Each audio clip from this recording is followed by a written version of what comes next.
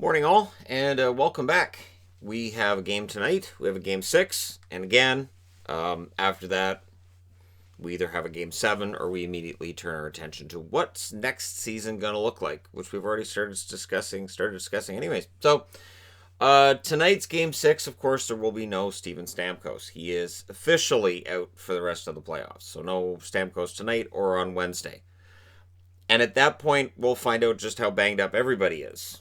Once this is all done, we'll find out how many Stars and how many Lightning players have been playing through injuries on top of the guys who haven't been able to play due to injuries. And we're going to find out just how injured these guys really are. So, Stammer won't be in there for Tampa, and on the Dallas side, no Hintz, Como, Foxa. So if this game gets one on the power play tonight, it'll get one on the power play for Tampa, because Dallas's penalty kill is down some major prominent players. Game time decision for Andre Sekera. Sekera got hurt in the last game. He stayed in there, but just barely. He came back in that third period, and he didn't play a lot, and I would not be surprised to see him out. I haven't seen any speculation about Dickinson. It looks like he's going to play through whatever's bothering him. It looks like it's an ankle injury, but he's still playing. A lot of guys are playing hurt. So, best of luck to both teams tonight. We'll see if the Stanley Cup is awarded and whether or not they pipe in booze when Gary Bettman gets out on the ice. I will be highly disappointed if they don't. Robert Hagg gets a 2-year extension with the Philadelphia Flyers for $1.6 million a year, so a total of $3.2 million overall. So Philadelphia's blue line retains Hagg for another couple of years. And I've seen Flyers fans complain about Hagg. Honestly, considering he's mainly a 5 or 6 guy right now, I don't think that there's a reason to complain too much. But defensemen do get a lot of flack. They're the obvious targets, other than the goaltender, of course. And now that Philadelphia's got a good goaltender, it comes back on a defender. So, best of luck to Hagg and the Flyers. They were a pick I had during the regular season. I think the pause hurt them. I think going into the pause in middle of March, they were the best team in the league. And something just never quite clicked for them in the bubble the way that I thought it did during the regular season. They still, made it pretty far, considering, but it feels like they could have gone further if the regular season we were having had continued the way it had. But you deal with the hand that you're dealt. Evan Rodrigues will talk extension with the Leafs. So there's going to be a discussion between the Leafs and Evan Rodrigues, and they're looking to keep him around. And this is something that Kyle Dubas had said when they traded for him, that they plan to keep him around. So Rodrigues, I honestly like him a lot as a 3rd/4th line forward. If you need him to play a bit of an extra role for short periods, he can. He's more suited to the bottom 6 role, but if you need him a little bit elsewhere, he can do that. In certain issues or with certain. There's limits, right? I'm trying to find the nicest way of saying. There's limits, but I do like Rodrigues. He's a good player, and I think Leaf fans would enjoy him. I do. Don Fear agrees as we get ready to go into negotiations between the NHLPA and the NHL. There won't be any bubbles next year. And, of course, the big question mark becomes, okay, so if there aren't fans in attendance, how much money could the league lose? Donald Fear agrees with me on this, that the league kind of needs to play that, yes, some owners are going to lose a lot of money if there aren't fans in attendance, but there does need to be a season, and the NHLPA is proceeding as if there will be a season. But he has said the idea that you could go 6 months in bubbles, that's not going to work. He said a modified version could, where players are tested, they're in a controlled environment, and there are certain regulations in place, can work. Major League Baseball just completed a 60-game season, and it looked like at certain points it wasn't going to happen. When the Marlins, right, and then there was the Phillies, there was the Cardinals, there were all these outbreaks, and I was like, okay, that's it, it's done.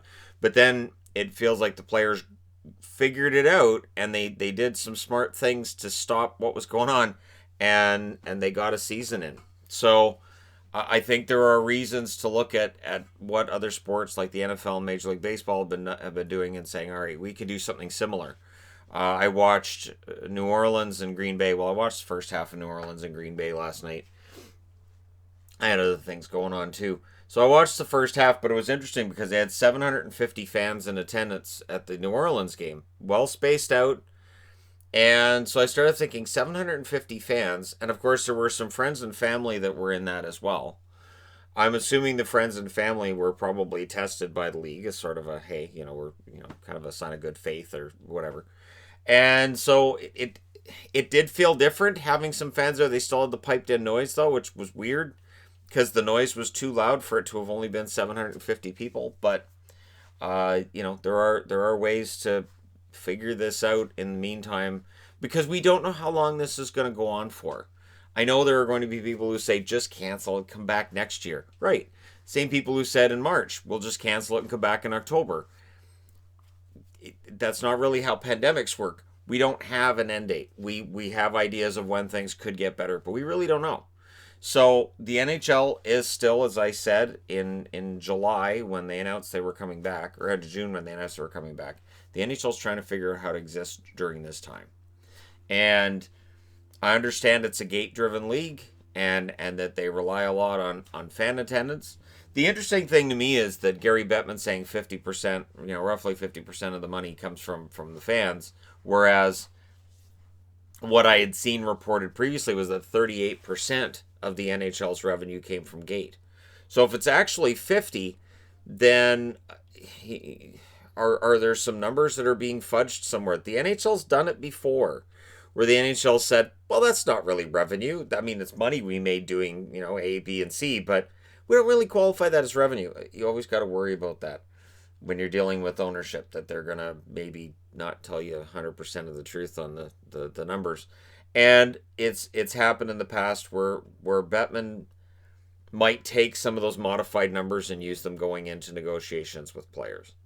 So look for some negotiations back and forth, and I would think they figure out a way to exist. Whether it's a shortened season, I saw a comment this morning on the channel here. Well, you don't want to play again into August and September. They can't. They have to get the next season done before the Olympics. Again, providing the Olympics are going to happen, right? The Olympics got bumped back a year. I don't know that the Olympics happen next year, but either way, they have to get it done before that because the NBC, who has the rights to air the NHL games, they also have the rights to the Olympics. And if they have a choice between airing the Olympics or airing the NHL, they're going to air the Olympics. And as a huge hockey fan, they're right. They should air the Olympics over the NHL.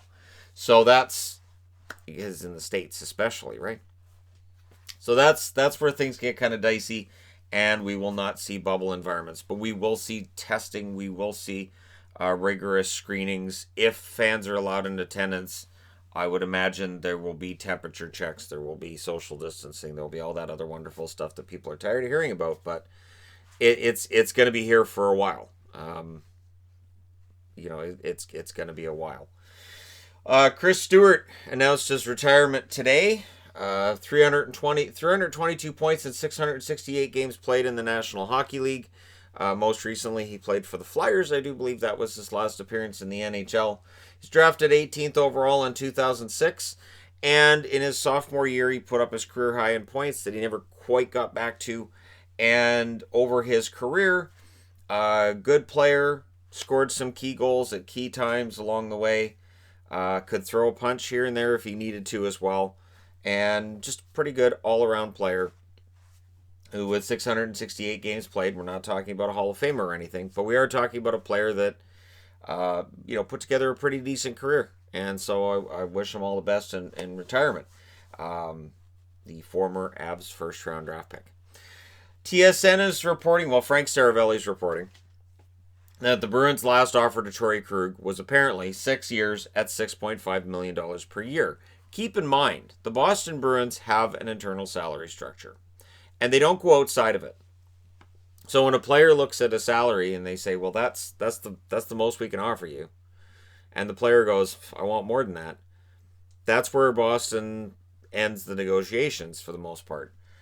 You look at Marchand, you look at Bergeron, you look at Pastrnak. These guys all signed contracts at below what they could have got on the free market because they wanted to make sure that the Boston Bruins could keep a really good team together. This is why when I see people saying, well, maybe Pietrangelo could end up with Boston, my answer is probably not, unless he's willing to take less money than he's being offered currently and turning down from St. Louis. Because I would imagine St. Louis is probably offering more than $6.5 million a year, and that's probably what Don Sweeney has on hand. The Bruins do their best to avoid being in a bad salary cap spot, and they do their best to avoid having the bad contracts. They do have the occasional bad contract here and there. They usually find ways to part themselves from it. But Krug, apparently they may end up trading his rights. We'll see what they do. I love Torrey Krug. I do. I would hope he would stay in Boston, but it looks like that is final. That he is on his way out the door. And that's something I think we kind of saw coming. I've been talking about this for months now, where I figured Krug was probably on his way out. And I even saw Boston fans saying, I don't understand. They're not under any cap trouble. I don't understand. And it's because in some kind of a bidding war situation, or with a guy trying to go to free agency and make his big payday, the Bruins aren't going to be the team that are going to give him that big payday. Because, again, they want to keep a really, really competitive team on the ice. And when you're paying your top guys too much money, it makes it harder and harder to fill out the rest of that roster with talented players who, are worth the money you're paying the bottom six guys, who are worth that money you're paying your bottom two defensemen. And then you can afford to have two pretty good goaltenders. So if you give Krug, let's say he's looking for $8 million a year, you give him an extra $1.5 million. You're going to give another $1 million here, another $500,000 there, and that's how it starts to go crazy. So Boston has their internal cap on salaries, and I do approve of that. Christian Wolanin, ending off here for the Ottawa Senators, has announced he's healthy for next season. So he's good to go. Whenever they decide they're ready to play, he is good to go. That's good news for the Sens. I like Christian Wolanin. He only played 3 games this season. But in the previous season, I liked his play a lot, and I thought, this was a guy that could potentially be a not necessarily a top 4, but definitely a top 6. And we'll see whether or not Christian Wolanin earns himself a spot. It depends on who Ottawa drafts this year. If they draft Drysdale may very well be ready now. And other defensemen are coming up for Ottawa as well. So maybe Wolanin ends up being in trade piece at some point too. But either way, whatever happens, I'll be here to report on it when it does. Let me know your thoughts in the comment section below as always. Don't forget to hit like and subscribe if you're browsing your way through. You just happened upon this video. Thank you guys so much for watching, for all your support. I will talk to you again soon.